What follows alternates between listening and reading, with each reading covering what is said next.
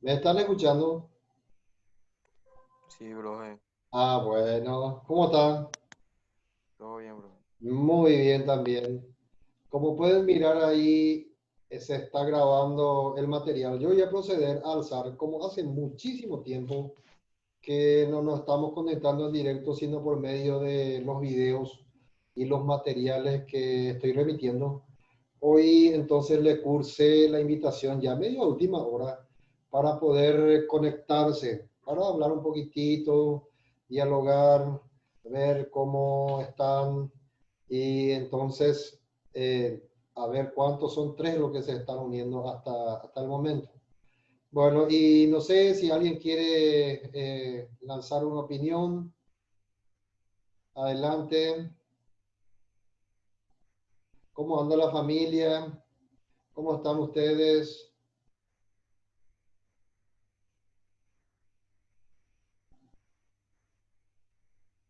No hay comentarios. Bueno, les voy a presentar el material para el día de hoy, una nueva capacidad que se titula Analiza su existencia humana a la luz de la teoría filosófica. Y los temas que vamos a tratar son el antropos como animal racional. Desde un primer momento de este año analizamos que la característica principal del ser humano y la que le distingue de los animales es su racionalidad. Entonces, esa es una situación novedosa en este respecto en el ser humano que tiene una posibilidad tremenda de solucionar sus propios problemas. Y es por la racionalidad. El hombre es un animal racional. Después el siguiente tema dice, es un son politicón, es un animal, entre comillas, que vive en sociedad. Somos seres humanos, hombres, mujeres, que vivimos en una sociedad política. Somos animales racionales que vivimos en una sociedad, pero que fabricamos utensilios, que fabricamos herramientas, que fabricamos para nuestra casa y solucionamos los problemas de lo que tenemos como problema cada uno y lo podemos solucionar por medio de nuestra racionalidad. Somos animales, dice uno de los temas, pero la gran diferencia entre el ser humano y el animal es que el ser humano puede conceptualizar lo que dimos en lógica, puede hacer juicios, puede racionalizar, puede hacer razonamiento, en síntesis puede hacer y elucubrar las cosas de la realidad por medio de su pensamiento. Y esto se puede hacer por medio de los símbolos. Y absolutamente, y esto fue un milagro en el transcurso del devenir histórico, en la evolución del ser humano, porque se pudo simbolizar.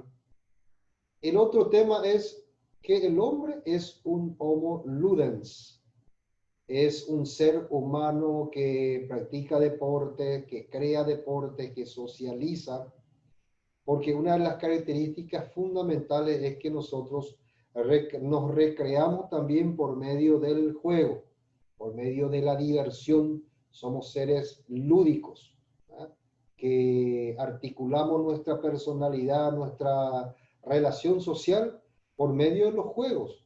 Tanto es así que se generan campeonatos de fútbol, de básquetbol, de vóley en los colegios y se hace deporte y se festeja, se vivencia, se vive el juego de una determinada manera que nos llega a apasionar, a creer en el mismo juego, a creer en nuestro equipo de fútbol, por ejemplo, en fanatizarnos, porque somos seres que interactuamos en lo lúdico.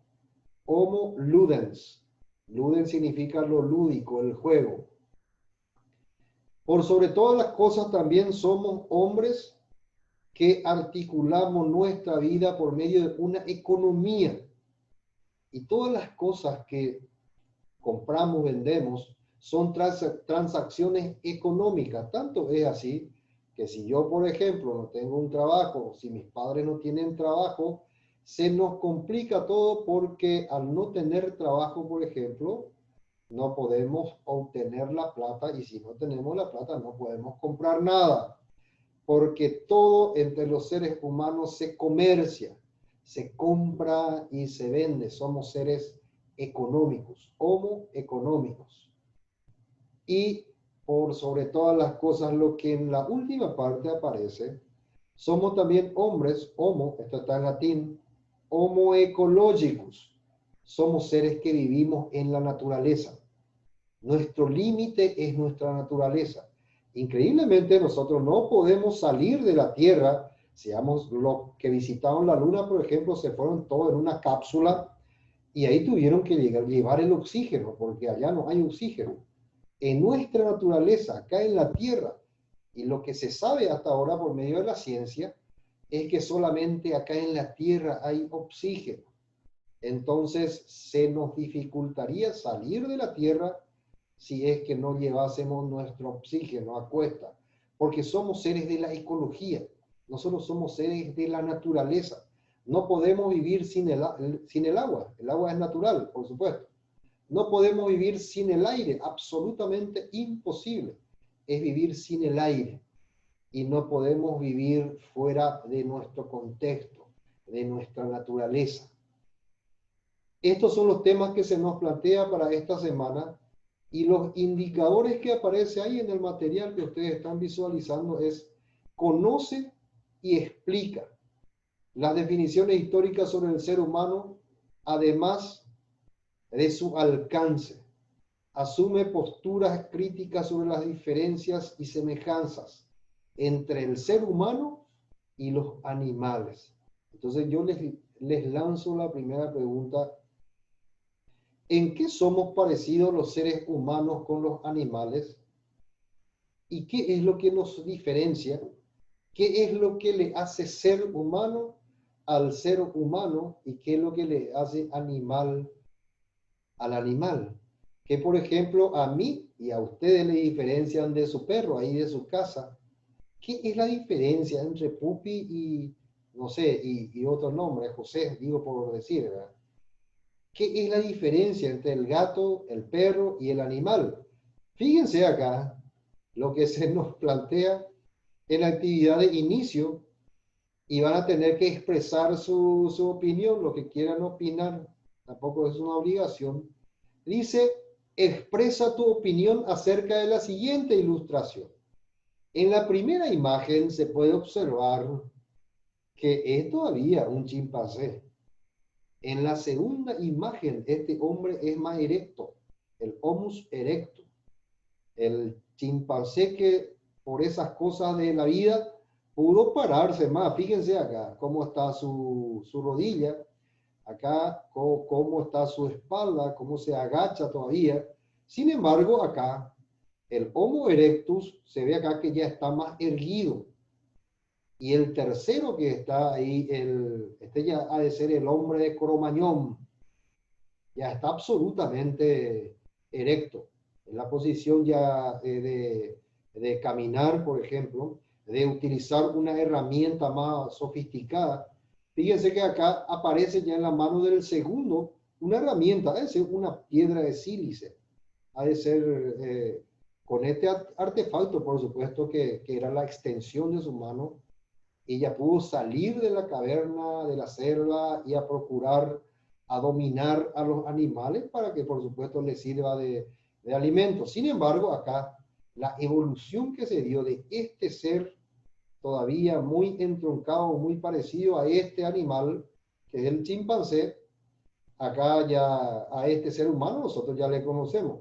Y a este también, ya es el Homo sapiens sapiens, ya es el ser racional, el hombre inteligente, sapiens. Inteligente, inteligente sería sapiens, sapiens, racional, racional. Y el otro ya que está el último que está ya dominando la tecnología. Pero aparentemente acá aparece de vuelta la posición como en el principio, está totalmente curvado por su computadora, pero es la racionalidad que se pone ya en ejercicio hasta lo máximo. Entonces, acá nos pide como actividad eh, esgrimir, pensar un poquitito en esta evolución. Entonces, dicho esto, no sé si quieren comentar algo, lo pueden hacer. Lo que estén sintiendo ahora, pueden incluso ustedes hablar de su misma realidad si quieren hacerlo. ¿Qué están haciendo en sus casas? ¿Cómo lo están pasando? A ver, ¿quién rompe el hielo, ¿quién quiere aportar?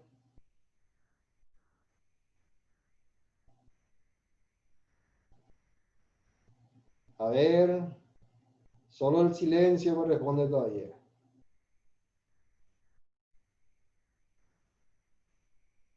Vamos a seguir entonces porque no estoy escuchando nada. Lo que en el otro video, seguramente algunos ya vieron también, encontramos la explicación de lo que es la antropología filosófica en ese video. Antropología filosófica. Vamos a ver un poco la etimología de esta palabra. Antropología viene de antropos, del hombre. Antropos en griego es hombre. Y logía, ustedes ya saben que es tratado, estudio. Entonces, antropología significa estudio del hombre, del ser humano. Y filosófica, y ustedes ya saben también qué significa filosofía. Vamos a recordarnos un poquitito de que la filosofía estudia la totalidad de lo real, la totalidad de lo que existe, desde el punto de vista racional.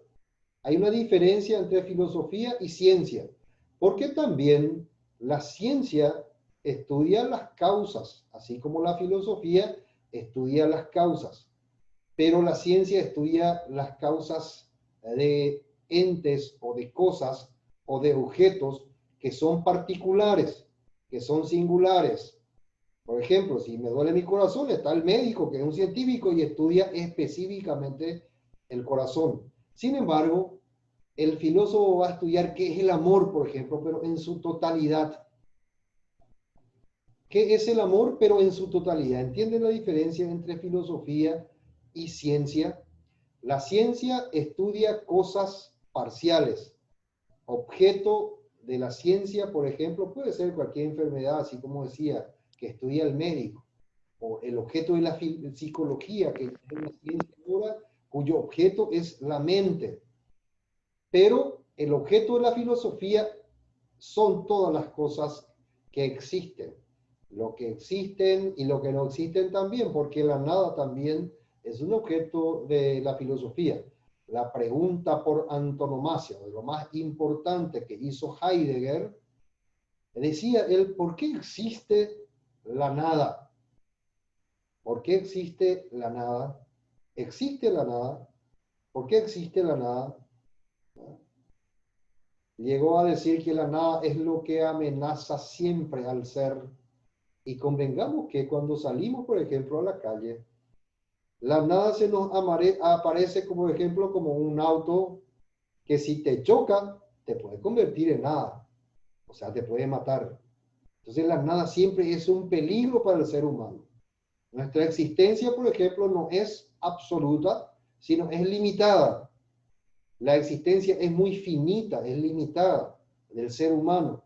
Tanto es así que yo estoy siempre, el ser humano está siempre, y todo lo que existe, por ejemplo, y también los animales, siempre estamos muy cerca de lo que es la muerte. Porque la nada, como la muerte, que se nos presenta como la muerte, nos amenaza siempre. Y ahora sí que con el coronavirus todos estamos teniendo miedo. Algo tan minúsculo, algo tan insignificante como un virus. Mi hijo de 6 años no puede creer porque dice que yo no veo al virus, así que voy a salir a jugar en la calle, quiere salir a jugar en la calle. Es terriblemente dañino este mal que se nos aparece, si vamos a evaluar filosóficamente, como una nada que nos amenaza, porque incluso no se ve, solamente la ciencia lo puede encontrar por medio de sus herramientas tecnológicas que se utiliza para investigar. Entonces, ustedes van a ver lo que es la antropología filosófica al escuchar también ese video. Y le estudia a los seres humanos, dice. Ese es el objeto de la antropología filosófica. Le estudia al ser humano. O sea, la antropología filosófica me estudia a mí como persona, así como le estudian a todos sus compañeros del tercero, del segundo de ciencias básicas, porque todos somos seres humanos, pero lo estudia desde el punto de vista de la totalidad. Esa es la gran diferencia. Vayamos un poco más. Van a encontrar ustedes en el material el Homo sapiens. ¿Qué significa? Homo sapiens, el animal racional. Y nosotros esto ya estudiamos por medio de la lógica. El animal racional o el ser humano es un animal bastante especial porque tiene racionalidad y porque tenemos razón podemos descubrir lo que está en la realidad. Y esto es un milagro. El animal lo descubre a su manera, pero ellos no conceptualizan, no retienen en su cabeza como un concepto que representa a un objeto de la realidad, no simbolizan. Los animales no son animales simbólicos. Entonces, esa es la gran diferencia entre un animal racional, entre paréntesis, el ser humano, varón y mujer, y otro que es un animal que, por ejemplo, interactúa con su contexto por medio de su instinto. El ser humano también tiene instinto. Tenemos, por ejemplo, un cerebro reptiliano, le nombran, que hace que nosotros reaccionemos como animales sin pensar y sin sentir, por ejemplo, que nuestra reacción, por ejemplo, podría causarle algún mal al semejante, al prójimo. Tanto es así, por ejemplo, en la cancha, si a mí me patean, va a reaccionar mi cerebro rectilíneo, o sea, mi cerebro animal parecido al perro. O sea, si me ladra, yo también le muerdo. Ese es el que está ubicado, ese cerebro rectilíneo ahí a ver, voy a tratar a ver, para aceptar de tener, no, nadie está para eso. Ese cerebro entonces es el responsable de nuestra reacción animalesca. Ese cerebro rectilíneo, cerebro animal. Está otro cerebro que es el límbico, que es el responsable de las pasiones en el ser humano, que es más sentimental, del sentimiento. Por supuesto que el animal siente, el ser humano también siente. Por eso es que cuando, por ejemplo, estamos enamorados no podemos pensar porque ese sentimiento le tapa a la razón. Y el tercer cerebro es el cerebro racional, es el cerebro más superior, el que se encarga de conceptualizar, el cerebro que piensa. El otro cerebro es el que piensa y el otro cerebro es el cerebro animal. Los tres cerebros, que se les llama cerebro triuno, es un único cerebro del ser humano, pero se divide en tres partes. Cerebro triuno, el cerebro se divide en tres partes. Los seres humanos somos Homo sapiens, inteligentes, porque somos animales racionales. Los seres humanos somos seres que vivimos en las ciudades, no vivimos solos.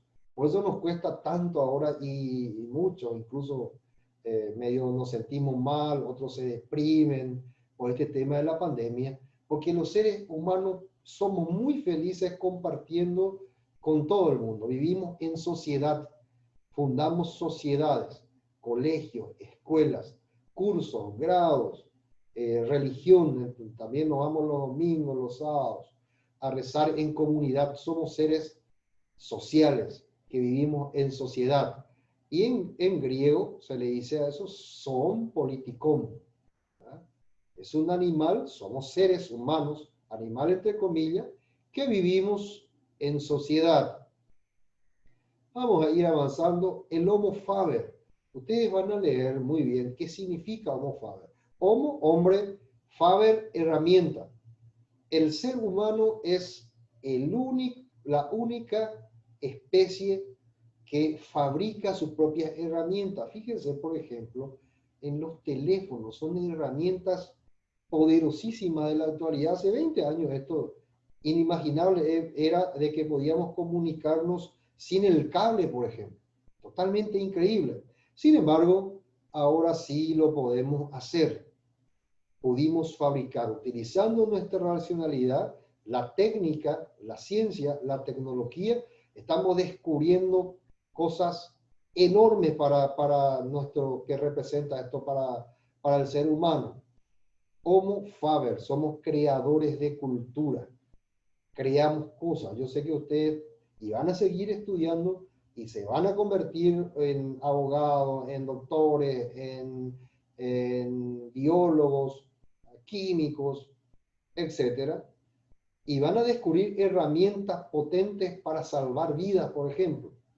Sin esas herramientas y las máquinas que se utilizan para diagnosticar, entonces los profesionales no pueden hacer muchas cosas.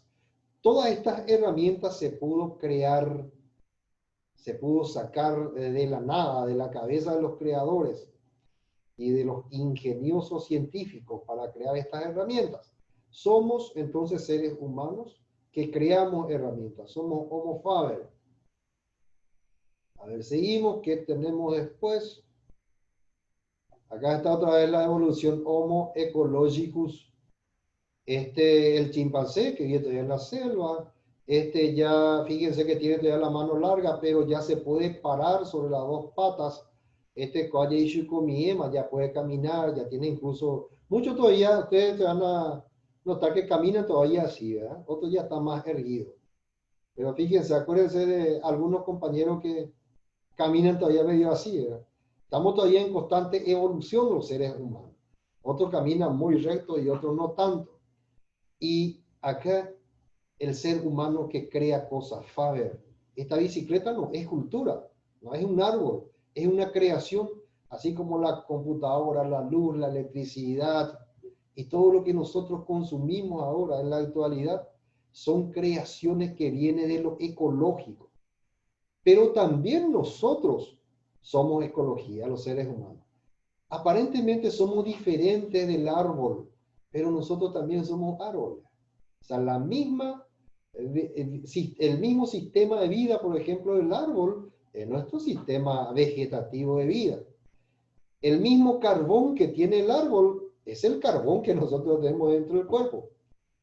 La misma agua que tienen los árboles dentro de la fabricación de su clorofila es la misma agua que nosotros tenemos dentro.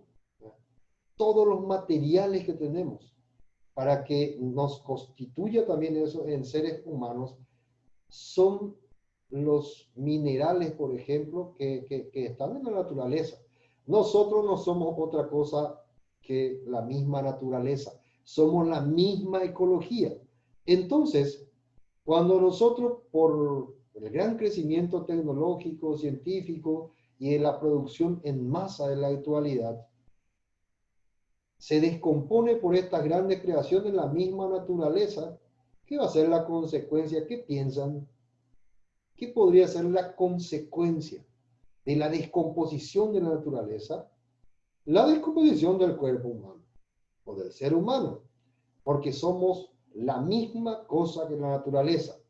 Somos el oxígeno que respiramos y el oxígeno es producido por los árboles también, que increíblemente ellos, por ejemplo, exhalan oxígeno e inhalan, entre comillas, consumen anhídrido carbónico. Es increíble. Y nosotros al revés, ¿qué iba a pasar si entrábamos en competición con los árboles y nos iban a ganar? Iban a consumir, por ejemplo, todo el oxígeno que nosotros necesitamos. Y el oxígeno es un gas que si este gas, por ejemplo, se debilita en la naturaleza, ese debilitamiento del gas que es el oxígeno nos va a debilitar también a nosotros y vamos a morirnos. Somos seres ecológicos, vivimos en la naturaleza, aunque aparentemente todo es gratis, el oxígeno es gratis, el agua en nuestra época era la mayor burla de nosotros si llegaban a querer vender agua, por ejemplo. Ahora estamos acostumbrados, yo estoy en mi casa y estoy consumiendo igual agua mineral comprado. En mi niñez esto era absolutamente imposible pensar porque la gente se burlaba de aquellas personas y familiares o comerciantes que vendían agua porque era impensable en la época. Ahora, sin embargo, es normal comprar agua y dicen algunos teóricos que uno de los peligros de hecatombe, de grandes problemas para el ser humano, va a ser la guerra, la lucha por el agua. Hay muchos países que están teniendo considerables problemas respecto a la carencia de este líquido que es vital. Nosotros no podemos sobrevivir 2, 3 días, ya nos desfiguramos todo si no consumimos agua. Somos agua, 80%. Los filósofos griegos decían ya luego que el ser humano es agua. El principio fundamental es la riqueza. Es agua, decía un filósofo. Somos agua y necesitamos consumir, por supuesto, así como necesitamos alimentarnos y esa alimentación viene de la naturaleza. Todo lo que comemos y viene de la naturaleza porque somos, no podemos traer de Marte lo que vamos a consumir acá, viene de la tierra y de la producción de la tierra.